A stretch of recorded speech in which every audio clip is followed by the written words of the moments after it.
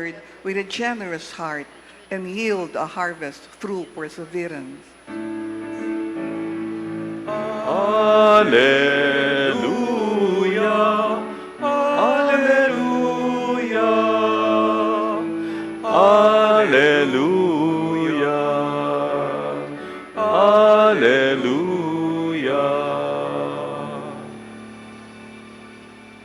The Lord be with you. And with your spirit, A reading from the Holy Gospel according to Mark. glory to you, O Lord. King Herod heard about Jesus, for his fame had become widespread, and people were saying, John the Baptist has been raised from the dead.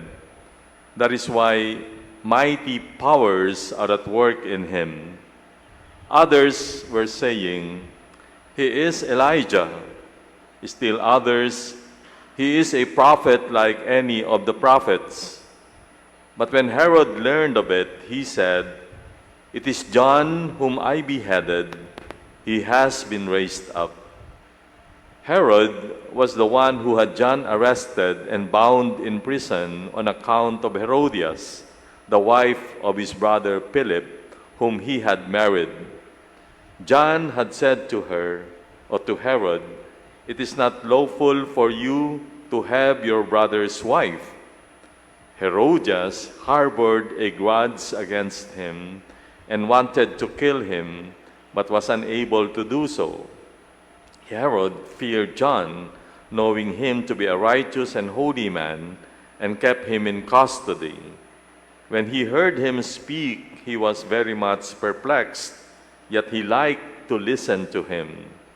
Herodias had an opportunity one day when Herod, on his birthday, gave a banquet for his courtiers, his military officers, and the leading men of Galilee. His own daughter came in and performed a dance that delighted Herod and his guests. The king said to the girl, ask of me whatever you wish, and I will grant it to you. He even swore many things to her. I will grant you whatever you ask of me, even to half of my kingdom. She went out and said to her mother, what shall I ask for? Her mother replied, the head of John the Baptist. The girl hurried back to the king's presence and made her request. I want you to give me at once on a platter the head of John the Baptist. The king was deeply distressed, but because of his oaths and the guest, he did not wish to break his word to her. So he promptly dispatched an executioner with orders to bring back his head. He went off and beheaded him in the prison. He brought in the head on a platter and gave it to the girl. The girl, in turn, gave it to her mother. When his disciples heard about it, they came and took his body and laid it in a tomb. My sisters and brothers, the Gospel of the Lord. Praise to you, Lord Jesus Christ. So maybe let's focus on how or what caused the death of John the Baptist. Ano ba sa palagay niyo? Sa pamamagitan ng isang sayaw na natuwa yung hari at yung mga guests, and then a woman who was accused of having an illicit relationship with the king took the opportunity to behead or to kill John the Baptist by telling her daughter to ask for the head of the Baptist from the king, who promised that he would give anything to that girl, and even half of his kingdom. Maybe we can call this death a tragedy. No? Bakit ganun lang yung klase ng pagkamatay ni John? No, some people are saying that John the Baptist was no ordinary person, di ba? He was the cousin of our Lord. More importantly, He played a very important role in God's plan of salvation. He was the precursor. He prepared the way of the Lord Jesus. He preached repentance to people, and many heard him. Many was drawn, to repentance because of John the Baptist. In fact, he was considered a great prophet or even considered as the Messiah.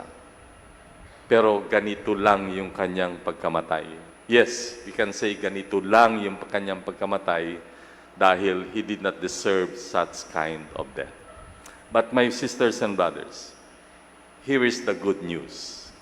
The good news is that as far as God is concerned, it is not how we die, but how we live. Yun po ang mahalaga. Hindi ang paraan ng kamatayan, kundi ang paraan kung paano tayo nabuhay. It is how we live that we must give importance to. For we cannot predict how we will die, but we can choose how we will live. And if we are, if life or how to live life is important, then we must put and give everything in our lives. Yan po ang kailangan. Ibigay natin ang lahat habang tayo'y nabubuhay dahil nga yun ang mahalaga sa Diyos. Sabi nga ni Saint Irenaeus, the glory of God is a man fully alive. Ang kabaliktaran nun ay a man who is alive but is dead. Nung bata kami, lagi kong sinasabi, ang tawag namin dyan, isang taong walang kalatoy-latoy. Nakita na ba kayo ng ganyang tao? Yung bang kung kumilos, para bang walang kabuhay-buhay. But we are expected, if we are to make our lives meaningful and fruitful, we must give everything. That's why, in one of the commandments, the Lord said, you must love your God with your whole heart, whole soul, whole mind, and whole strength. Kumusta na ba yung ating kaugnayan sa Diyos? How do we give our love to God? Di ba? 1/4, 1/2, 3/4, not enough. It should be all of our person. Kaya nga sinabi, whole life, whole soul, whole mind, whole strength. God will not settle for anything less. Yeah? So sa atin, ikaw bilang magulang, how do you live your life as a parent? How do you live your life as a friend? How do you live your life as, as a doctor, as a lawyer, di ba? Dapat buo di ba? Buo nating binibigyan. Nakakita na ba kayo ng ganyang mga tao? Once, when I was driving, merong isang traffic enforcer ako nakita. Fascinated ako sa kanya. Bigay na bigay siya sa kanyang pagta-traffic. You may think that, being a traffic enforcer will be boring. Hindi. Pasayaw-sayaw pa siya. Ganyan. Paano mo may tugtog? He was very happy doing what his profession was, or his doing, or his job, but he was also giving everything. A simple job, but giving everything to what he was doing. I also encountered once, hindi ko sasabihin kung sino ito, she became a very great singer. Pero when I watched her once, when she was starting, minsan, kakanta siyang ganyan. Then after singing two verses, tumigil siya. And what she did was to turn around, tumalikod po sa audience. And for a time, she was, parang nagko-concentrate.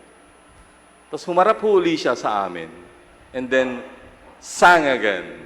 Wow! Ang laki ng diferensya dun sa una niyang ginawang song sa pangalawa, yung nagbago siya. Because what she did was, siguro napansin niya, when she sang the first two verses, hindi niya naibigay yung buo. So what she did was to concentrate again. And when she sang again, she sang with her parang whole life na yan. Daman-dama. She became a great singer after that. That's what I'm talking about. Sa anumang ginagawa natin, it's not just about being successful.